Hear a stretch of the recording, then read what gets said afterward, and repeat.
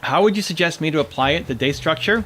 Well, first think about how much you can structure it. You know, if you've got school or you've got a job, it may be hard to take. You may not be in total control of your entire schedule. If you are, then you got to think about what are the priorities that you have. So I have my morning routine, and that's every day. But then each day becomes slightly different. So your actions map to your ambitions. What do you prioritize in life? What do you want to be doing, right? How much time do you want to spend reading? How much time, at school, right? So he says, yeah, school. So you have to go to school, right? It's kind of forced on you. So you got school, your school schedule. So what you're doing is looking at your free time. How much sleep time do you need? Factor that in. How much study time do you need? Factor that in. And study time will shift, right? On the winter break, you'll have no study time. And then when school starts again, you'll have massive study time. So you might have to do it week by week, where you sit down on a Sunday and then plan the next week ahead. How much study time do you need? How much class time do you need? How much fun time do you need? How much reading time do you need? It can all seem very overwhelming and impossible if you don't have a schedule, you don't have a calendar. So that's what you have to, all of it can fit.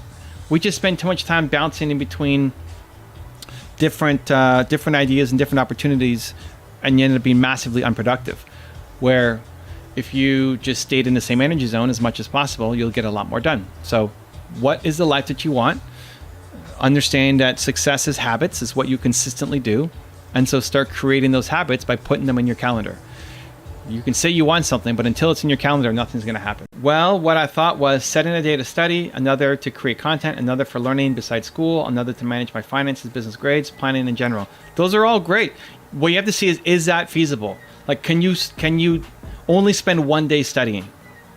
And you have to factor when you're going to school, right? You're also going to school. So is one day for studying enough? If it's not, you're going to get stressed out. So it's got to be a feasible schedule. It's ambitious of what you want, the life you want to create, and it's got to be feasible. If you actually need 2.5 days to study and you've only given yourself one, you're going to get stressed out. It's not going to work.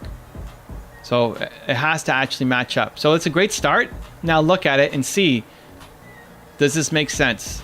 Is this achievable? Look at the week that you just had, right? Is that achievable? Currently just study 3 weeks in a semester. Yeah, I'm not saying that it's right or wrong. I'm just asking you to look at it with a realistic lens. Is that possible?